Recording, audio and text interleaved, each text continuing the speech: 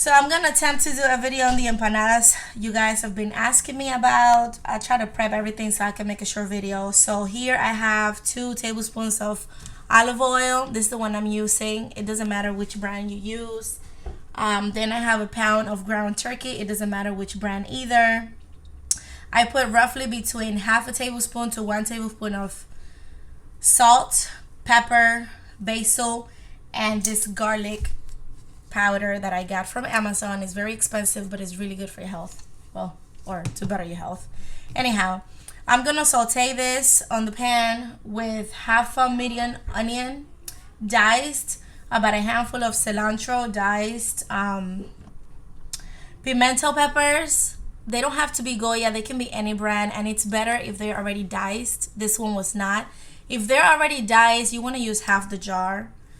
If they're not diced, then you want to just kind of take the first one that comes out and just dice it up, and that's what you're going to be using.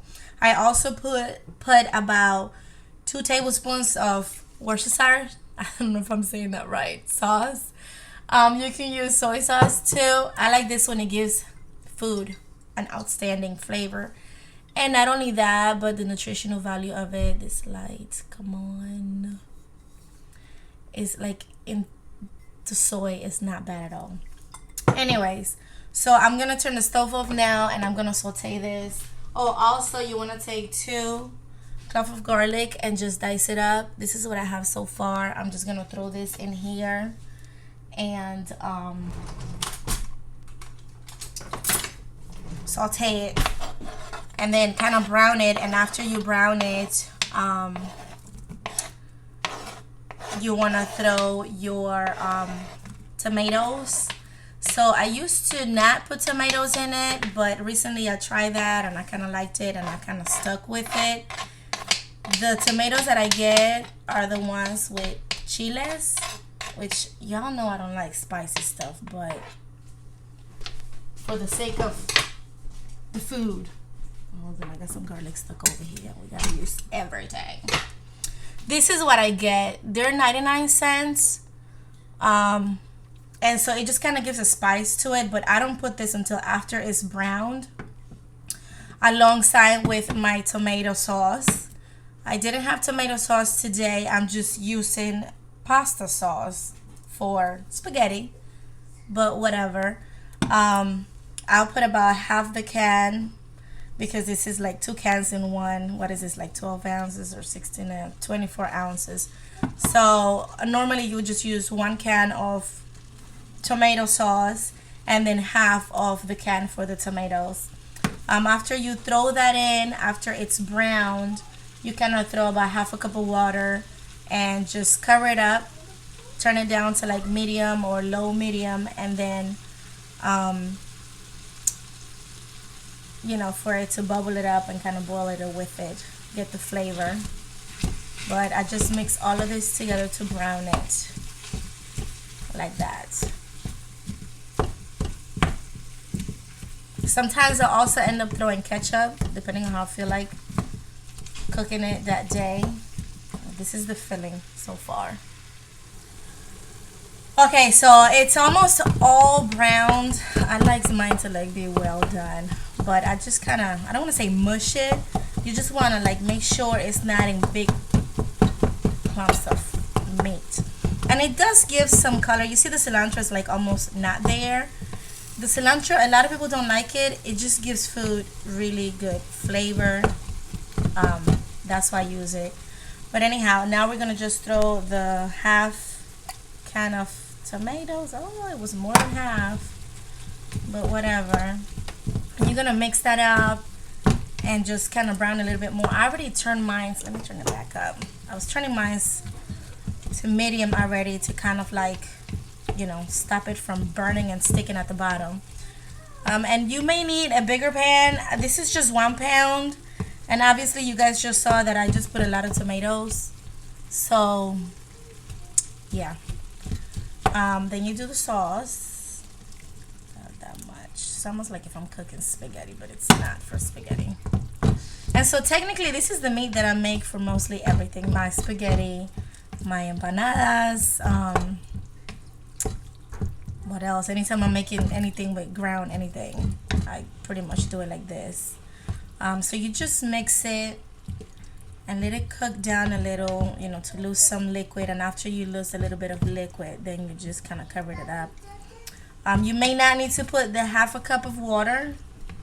Depends, like the meat alone just created some liquid, so this will be fine. This is when you turn it down and you cover it up.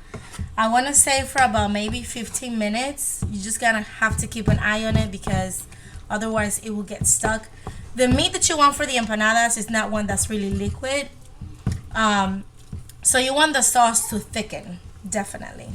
So I'm gonna cover this up and leave it here for about 15 minutes. I'm gonna swap my cookware because I don't want to cross-contaminate anything. I'm gonna turn it down, cover it up, and that's that.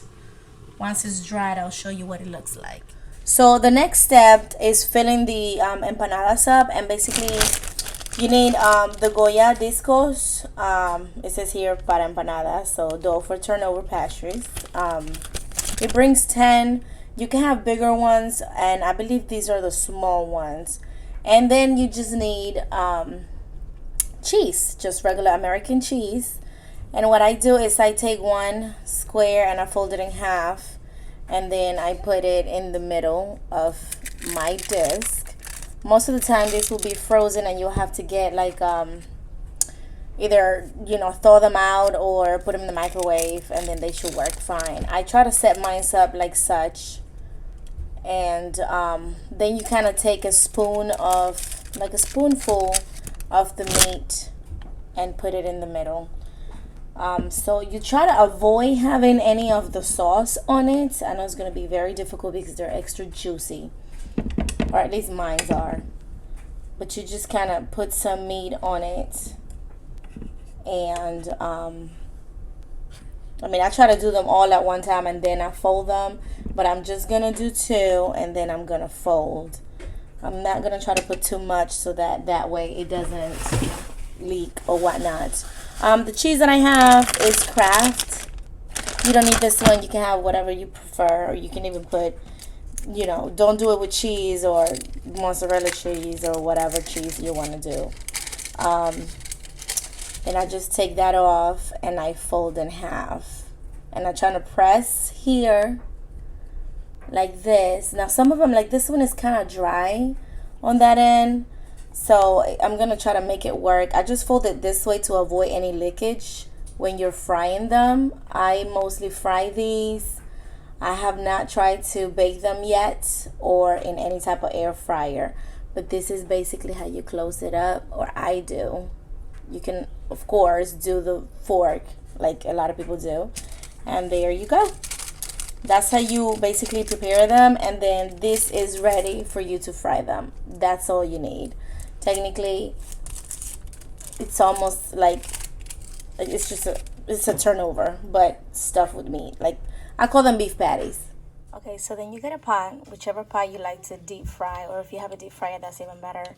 I have this one pot that I'm constantly using to fry stuff. You put oil. Right now I have olive oil. You can use coconut oil, vegetable oil, whatever oil to your liking. This is what the bodies look like, and you're just gonna drop them in there once the oil is hot. Okay, so then you just flip them over. You know, you want to just brown it to your liking. Some people like them dark, some people don't. You know, I like the dough to cook, so this is just going on for me, running on in circles, and that's what it's supposed to look like in there. Once that browns, so I want to say about 3 to 5 minutes by the time you drop them in to flip them to the time you have to get it out.